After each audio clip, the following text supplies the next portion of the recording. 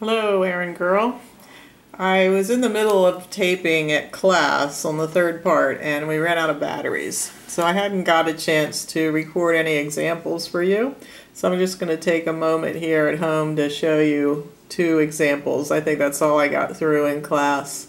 And the first example is going to be finding whether or not this series converges. The way I'm going to do it is I'm going to compare it to a companion, we'll say, series that I already know whether it converges or not. So I'm going to compare it since this is a comparison to test. And normally you can see an equation or another series embedded inside, and that's normally the one that we're going to compare it to. So I'm going to compare this series to this one.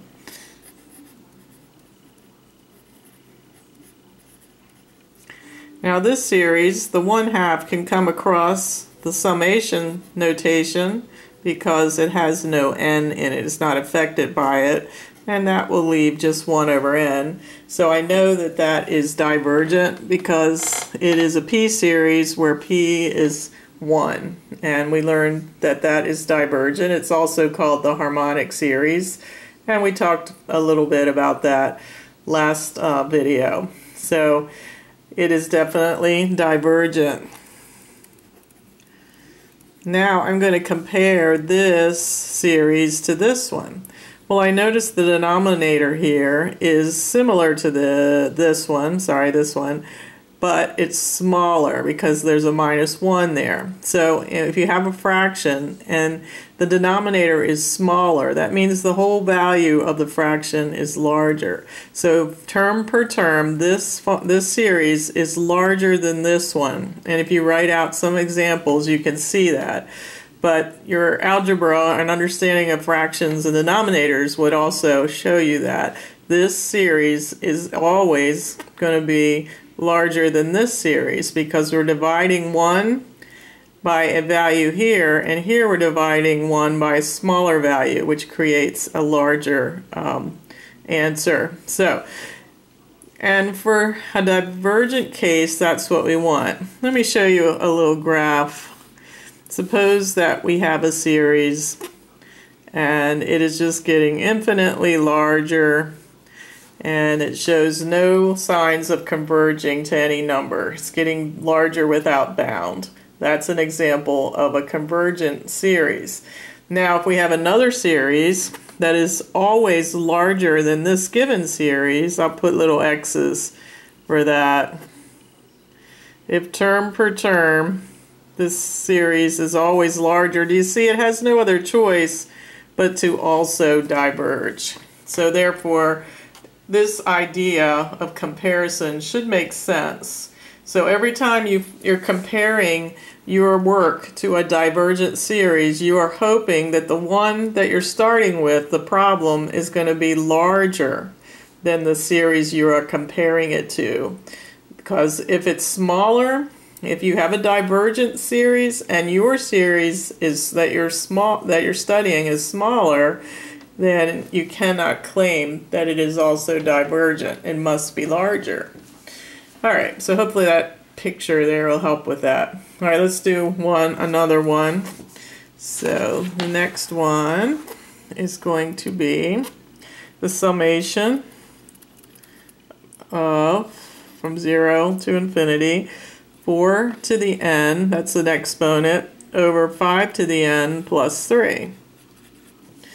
Alright, so that looks like it might be a difficult one, but it's easy peasy. So once again, normally we're going to compare it to a series that is embedded in the problem that is given. And I'm going to pick this right here. So I'm going to compare this series to, running out of room here, to this series. So this is the comparison one.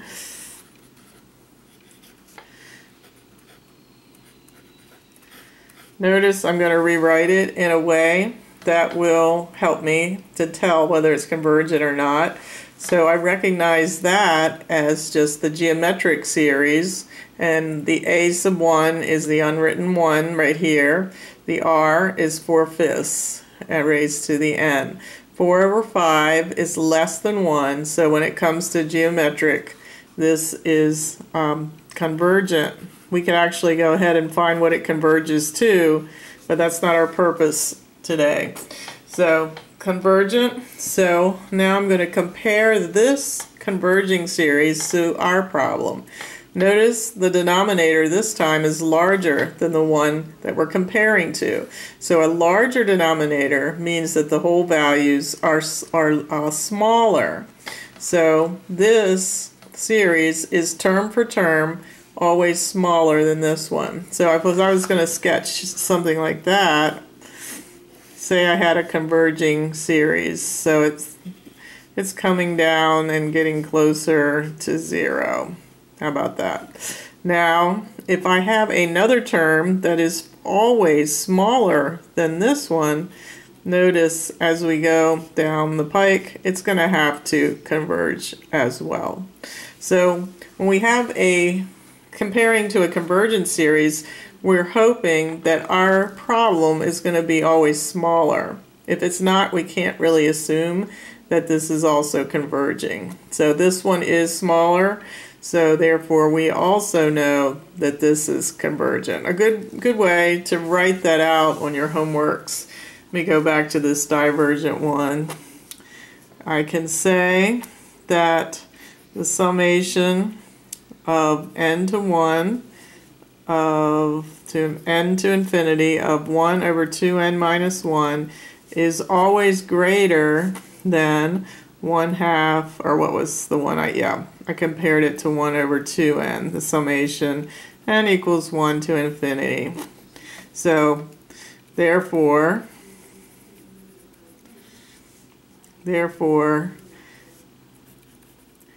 the series diverges.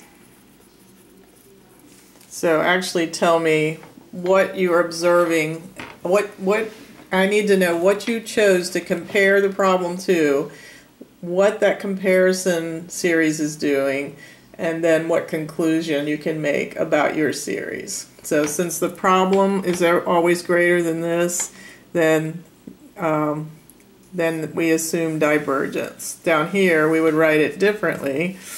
We would write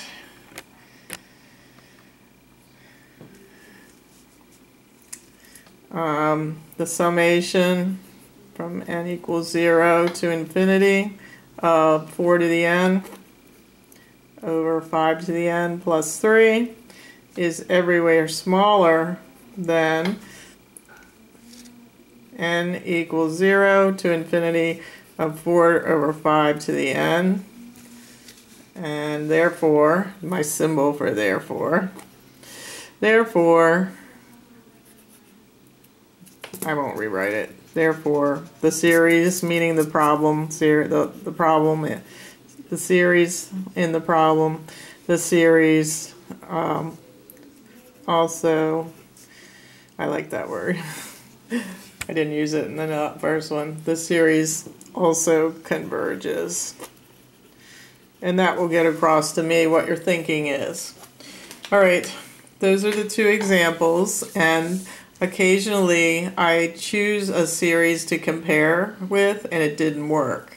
So I suppose I needed it to be smaller and it was larger, but then I have to go back and pick another series. All right, so hopefully you'll be successful with the comparison test. The homework is 9.4, and I ended up assigning these. 9.4, number 3, 4, 5, 8, 9, 10, 11, 12. All right, just those 8. 3, 4, 5, 8, 9, 10, 11, and 12. So let me get my book and I will shine a light on those. You probably have your book with you this time, but just in case. All right, so there'll be a little dramatic pause.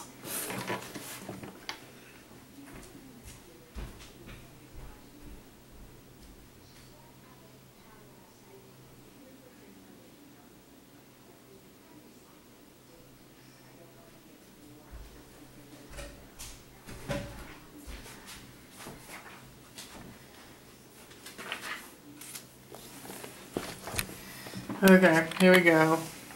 3 is the smallest and 12 is the largest, so let me get that area on the screen. Here's 3. Let me see if I can zoom out so you can see them maybe all at once. Alright, I think that'll be readable. So once again, there's 3, 4, 5, 8, 9, 10, 11, and 12. So you're going to use the comparison test to determine the convergence or divergence of the series. Let me know what you're comparing it to, whether the problem given is greater than or less than, and what conclusion you can make. Alright, I hope you can catch up, Aaron, and that things went well for you on Friday. Hope to see you next week. Bye.